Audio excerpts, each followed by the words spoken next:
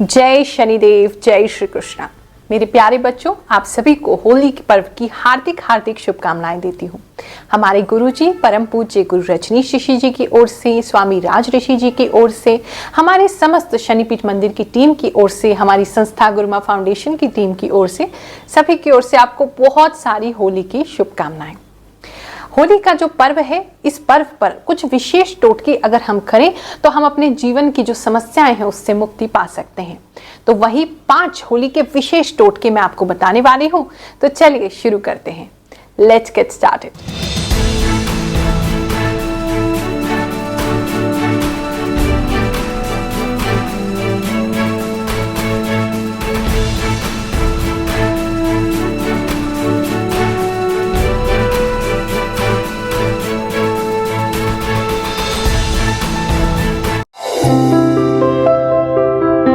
सत्य सनातन धर्म में एक होली, एक दीपावली यानी कि पूर्णिमा और अमावस तो ऐसे पर्व हैं जहां पर हम अगर कोई भी टोटका करते हैं या कोई टोना भी करते हैं, कोई जादू टोना भी करते हैं, तो उसका फल जो है वो कई गुना बढ़ जाता है।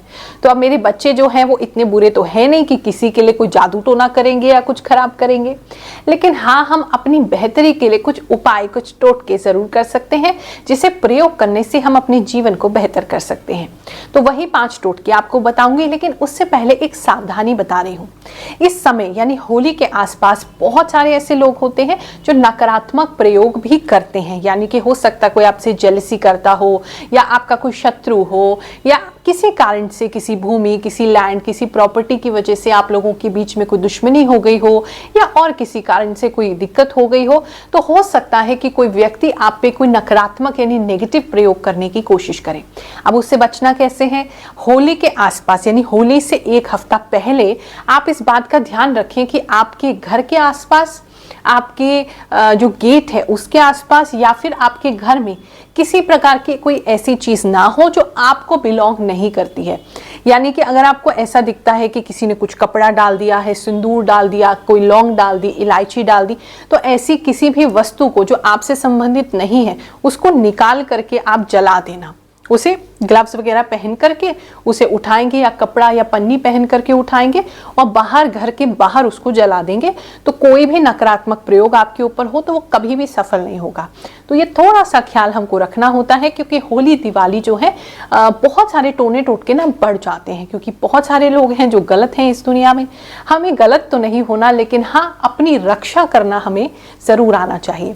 तो इस चीज का प्रयोग जरूर कीजिएगा। होली की कथा तो आपने बहुत बार सुनी होगी, किस प्रकार से प्रहलाद जी जो थे, कैसे भगवान विष्णु के बहुत बड़े भक्त थे, परम भक्त थे। हर समय विष्णु विष्णु विष्णु का नाम लेते रहते थे, लेकिन उनके जो पिता थे हिरण्यकश्यपु, वो बिल्कुल भी इस बात को पसंद नहीं करते थे। उन्होंने अपनी बहन होलिका को बुलाया। होलिका को वरदान था कि वो कभी जल नहीं सकती है। कुछ लोग कहते हैं कि उसको ऐसी कोई चुनरी प्राप्त थी जिसे अगर वो ओढ़ ले तो फिर वो जल नहीं सकती थी। और वो लेकर के एक चिता पे अपने प्रहलाद जी को लेकर के बैठती है अपनी गोद में। और प्रहलाद जी एक मासूम बच्चे हैं, उन्हें अपने हरि पे, अपने भगवान पे इतना विश्वास है। हे प्रभु, मैं जानता हूँ आप मुझे कुछ भी नहीं होने देंगे। तुम तो थोड़ी सी चीजों से घबरा जाते हो। भगवान ने थोड़ी सी तुम्हारी परीक्षा क्या ले ली, थोड़ा सा कष्ट तुम्हारे जीवन में क्या आ गया, तुम्हें तो भगवान से विश्वास ही उड़ जाता है। तुम्हें तो संतों से विश्वास उठ जाता है, धर्म से विश्वास उठ जाता है, मंदिर से विश्वास उठ जाता है।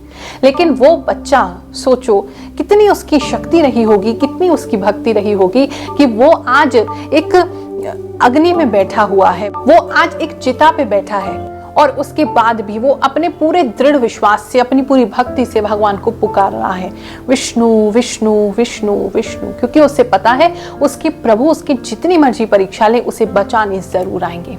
और वही होता है। होलिका तो जल जाती है, लेकिन प्रहलाद जी को कुछ नहीं होता है। अब इस कथा में भी अगर ध्यान से देखो होलिका जो थी वो बुरी नहीं थी। अगर बुरी होती तो उसे कभी वरदान प्राप्त नहीं होता। वरदान तो आप अच्छे कर्म करोगे, सत्य कर्म करोगे, तभी तो आपको कोई मैजिकल पावर्स, वरदान, कोई शक्ति, कोई सिद्धि कुछ प्राप्त होगा।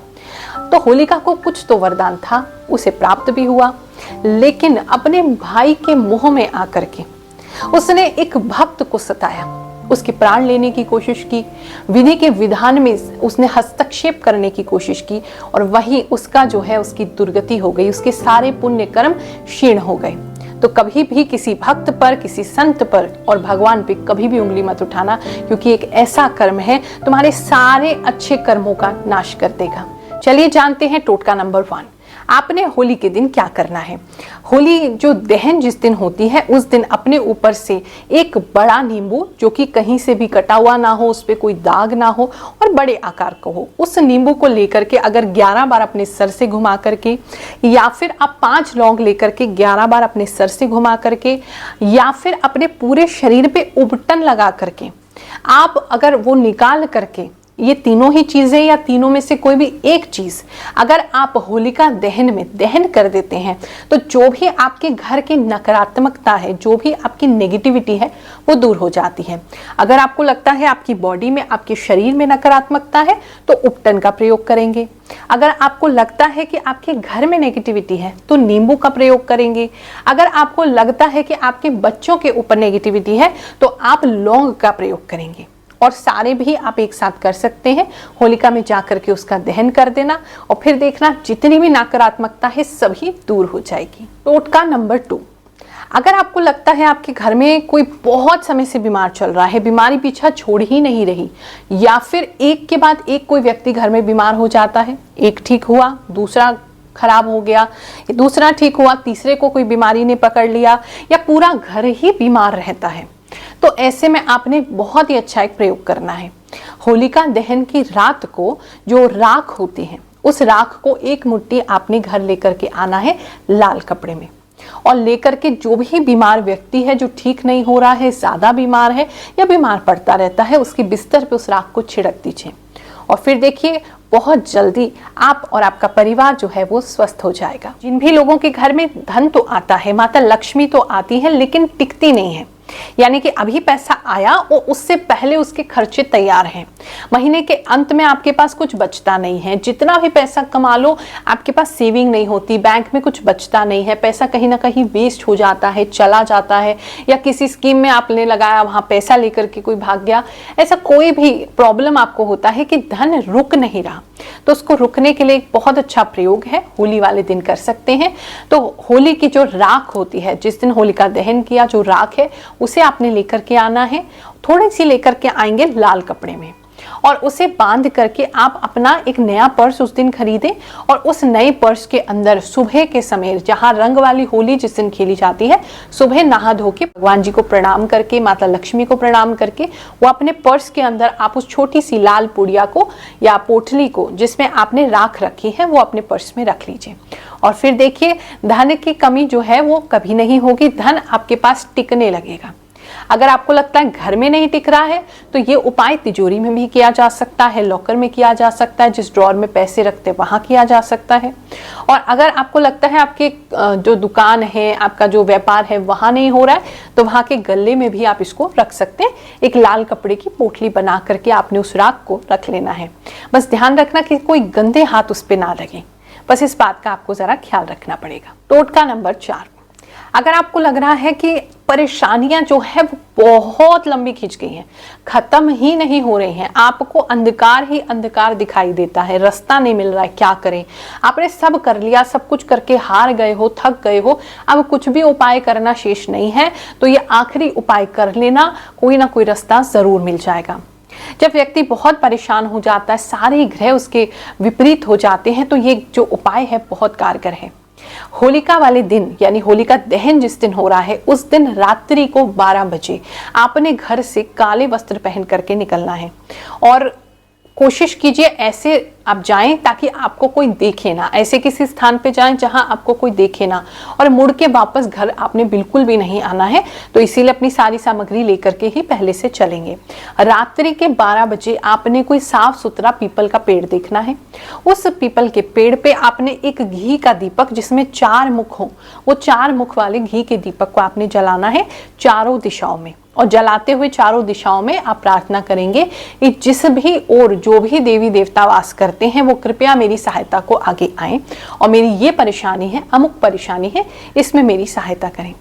लेकिन करना एग्जैक्टली रात को 12 बजे है, तो उस हिसाब से व्यवस्था करके चलेंगे। वहां पर दीपक को प्रज्वलित करें और उसके बाद 7 चक्कर पीपल के काटें। कोशिश करें वहां आपको कोई भी ना देखे और आपने उल्टा मोड़ के घर को नहीं आना है, थोड़ा घूम के आइएगा। यानी कि जो आपने कर लिया तो 7 चक्कर लगा लिए और फिर आएंगे। ये करने से जो ही परेशानी आपकी बहुत समय से चल रही है उसमें जरूर आपको आराम मिलेगा। ये एक आजमाया हुआ टोटका है। टोटका नंबर 5, अगर आपकी जन्म कुंडली में किसी भी प्रकार का दोष है, आपको किसी भी एस्ट्रोलॉजर ने, पंडित जी ने, गुरुजन ने ये बताया है कि आपकी कुंडली में ये दोष है जिसके कारण आपकी प्रगति रुक गई है, चाहे वो कालसर्प दोष हो, अंगारक दोष हो, मांगलिक दोष हो, गुरु चंडाल दोष हो या फिर किसी भी प्रकार का गलत दोष हो, वाणी दोष हो, ग्रहण दोष हो, मांगलिक दोष हो, कोई भी दोष हो, तो उस सभी में आप इसका प्रयोग कर सकते हैं। होलिका दहन वाले जो मुहूर्त है, मुहूर्त का खास ख्याल रखिएगा कि मुहूर्त पे ही आपने जाना है। आपने एक कटोरी में घी लेके जाना है। घी के अंदर आपने डालना है 1 पान का पत्ता, 2 लौंग और 1 बताशा, और ये लेकर के घी के समेत आपने ये सारी चीजें होलिका दहन में मुहूर्त वाले समय पे आपने दहन कर देनी है। जब उसकी राख ठंडी हो जाए तो वो जो राख है वो घर पे लेके आएंगे और उसको संभाल के आप रख लेंगे काले कपड़े में, और काले कपड़े में रख करके जब भी अगला सर्वार्थ सिद्ध योग पड़ेगा, आप पंचांग देख सकते हैं, वहां पर बताया जाता है कि अगला सर्वार्थ सिद्ध योग जो है वो कब पड़ेगा। उस पे आपने किसी भी बहते हुए पानी में, कोई नदी हो सकती है, कोई तालाब हो सकता है, झील हो सकती है, लेकिन पानी वहां बहना चाहिए, बहते हुए पानी में, नाले में मत करना और अपने घर के नलके पे मत कर लेना। जहां पानी बह रहा हो वहां जाकर के आपने सर्वार्थ सिद्ध योग में उसको बहा देना है। उसे बहाते ही आपके जो भी ग्रह दोष हैं वो भी बह जाएंगे और आपके जीवन में आपको किसी प्रकार की दिक्कत नहीं आएगी। इन 5 में से कोई भी एक टोटका अपना सकते हैं। ज्यादा दिक्कत है, 5 के 5 भी अपना सकते हैं, कोई नुकसान नहीं होगा। बस उपाय करने से पहले अपने गुरुदेव का स्मरण जरूर कीजिएगा, क्योंकि बिना गुरु के तो कोई भी टोना, टोटका, उपाय, पूजा पाठ, यज्ञ, व्रत कुछ भी सफल नहीं होता है। तो अपने गुरुदेव का ध्यान करें, उनकी शरण में रहें, भगवान का ध्यान करें तो सब कुछ मंगल ही मंगल होगा। जाते हुए आपको होली की ढेर सारी शुभकामनाएं दे रही हूँ। आप सभी की होली बहुत शुभ हो, बहुत मंगलमय हो, स्वस्थ रहें, मस्त रहें। आप सभी को आशीर्वाद। जय शनिदेव, जय श्री कृष्ण।